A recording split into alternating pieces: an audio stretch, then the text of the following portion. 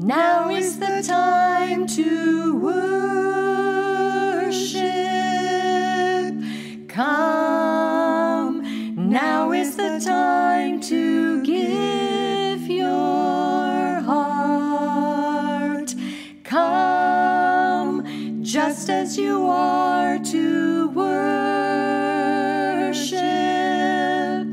Come, just as you are before your God. Come. One day every tongue will confess you are God.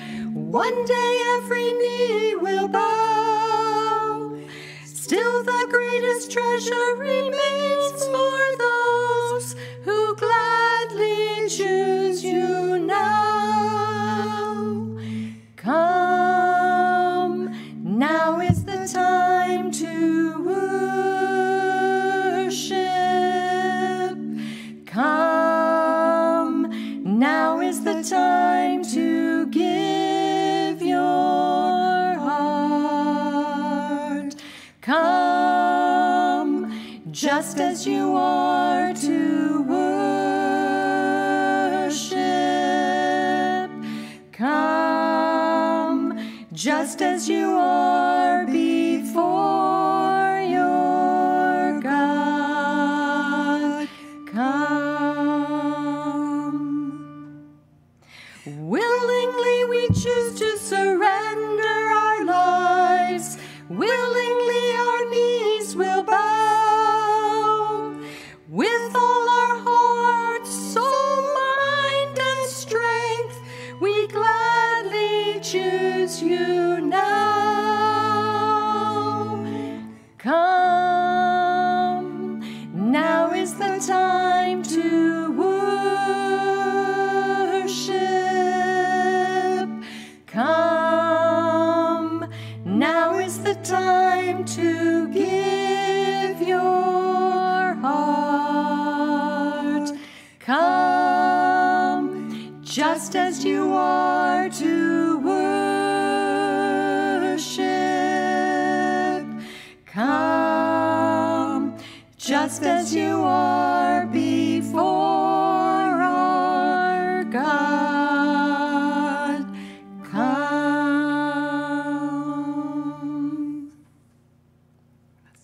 Good morning. Welcome to this chapel this morning. My name is Wes Neuswanger, and we're hearing beautiful music from my wife Janet and Ann Weaver. And Joanne Wolf is at the organ, and Lester Groff is at the sound desk. Welcome on this beautiful Wednesday morning. The song, Come Now is the Time to Worship, reminds me of another song. Surely the presence of the Lord is in this place. I've entitled this little reflection, Encountering Acacia, Hidden reminders of the presence of the Lord. I'm going to ask Janet if she would read Exodus 25, 1 to 11 for us.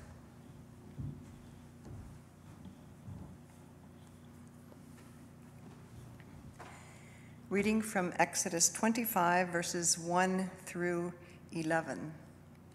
The Lord said to Moses, "Tell the Israelites to take for me an offering from all whose hearts prompt them to give you shall receive the offering for me.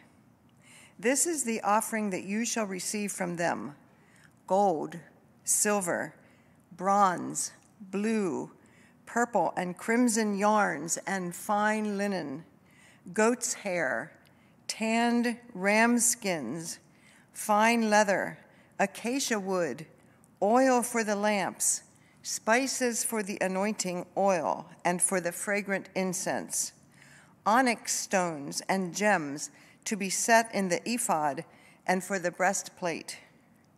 And have them make me a sanctuary so that I may dwell among them, in accordance with all that I show you concerning the pattern of the tabernacle and of all its furniture, so you shall make it.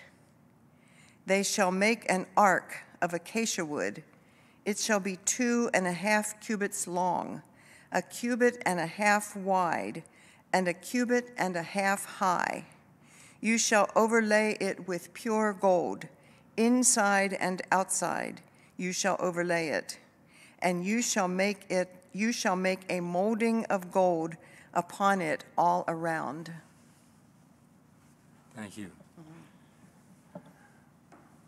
In this chapter in Exodus, God and Moses are having a conversation.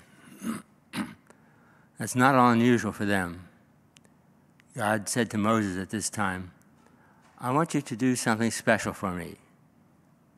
I'd like for you and my people to make a place, a sanctuary, where I can live among you. I want to dwell among my people. Moses listened carefully. God had made lots of plans, and Moses wanted to lead the people faithfully, provide a worship space, an abiding place for the presence of the Lord. I have a little book here, God Dwells with His People, written by Paul Zare, who is a resident here in the campus. This book reminds me of what God says, I want to dwell among my people. I want to make a covenant with them. I will be their God, and they shall be my people. God asked for the tabernacle to be constructed with very specific dimensions and materials. This began a very significant relationship established by a covenant with the holy God. The covenant was symbolized by the most important and impressive piece of furniture that God requested to be made, the Ark of the Covenant. And you heard when Janet was reading a list of things that were to be used in the chapel, in the building of this tabernacle. And right in the middle of it, it said acacia wood, just as sort of an afterthought. God said the ark should be made of a very common wood, acacia, and that it should be covered completely with gold inside and out. Acacia wood was very common at that time in that part of the world. It's not very common for us here, but it is common in many other parts of the world today. But God said, take this common, ordinary wood, you might call it 2x4s and 1x8s, and I want you to make an ark of the covenant, a box, and I will dwell, my presence will dwell there. But I want you to cover it with gold, inside and out, so that all you see is the pure gold. So the supporting structure was hidden away and very easy to forget. I have a question. Who keeps this chapel clean? About 22 years ago, I found myself in Kenya, East Africa. There I heard people talking about holy trees. What? Out here in the bush, in the African savanna? What would make a tree holy out here? Then I discovered the tree wasn't holy, but its function was. Acacia trees in that region were often flat-topped, like mimosa trees you may be familiar with. The tree might only be 25 feet tall, but it might have a diameter of 50 feet, and under that roof, a shelter people could gather.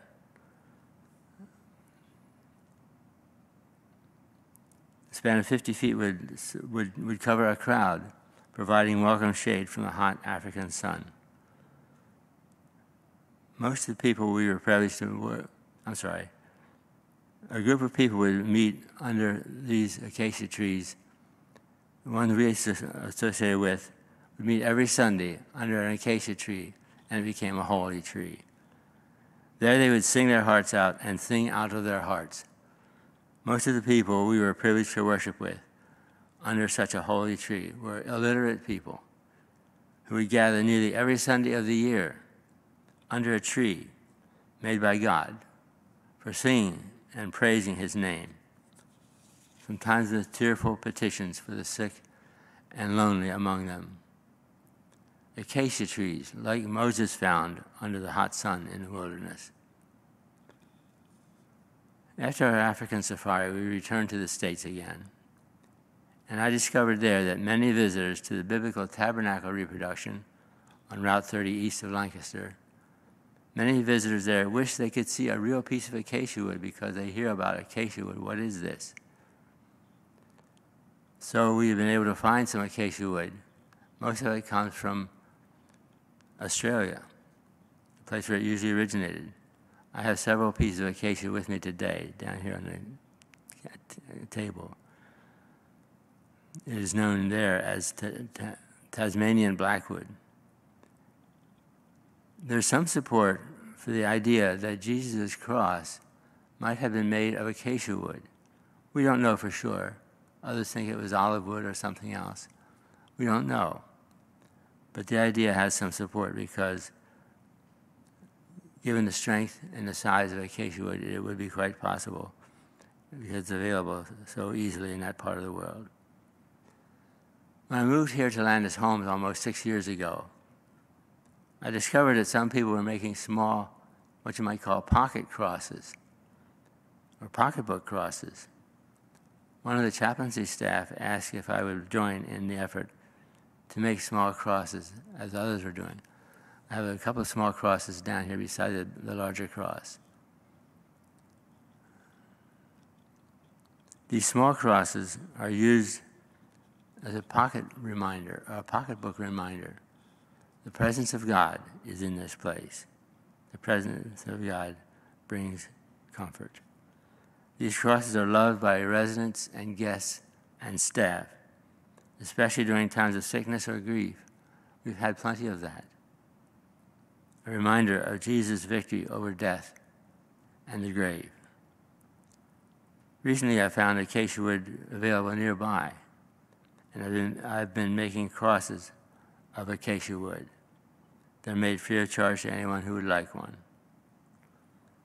When Ann Weaver here asked if I would make a cross for the front of the chapel, I immediately thought of a piece of acacia wood I had in my shop that made this cross here possible and a joy to create, this tall cross standing here.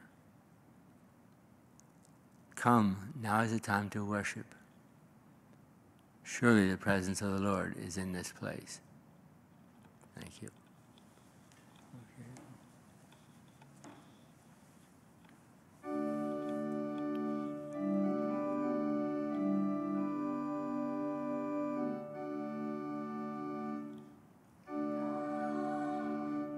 Is the time to worship?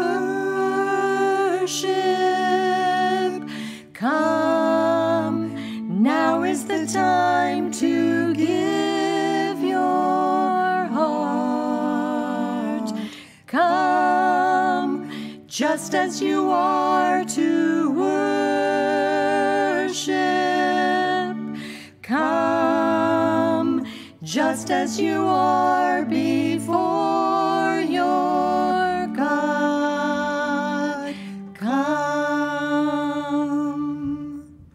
One day every tongue will confess you are God. One day every knee will bow. Still the greatest treasure remains for those who gladly choose you now. Come, now is the time to worship. Come, now is the time to give your heart. Come, just as you are to worship. Come, just as you are before your God. Come. Willingly we choose to surrender our lives. Willingly our knees will bow. With all our heart, soul, and mind and strength, we gladly choose you now. Come, now is the time to worship.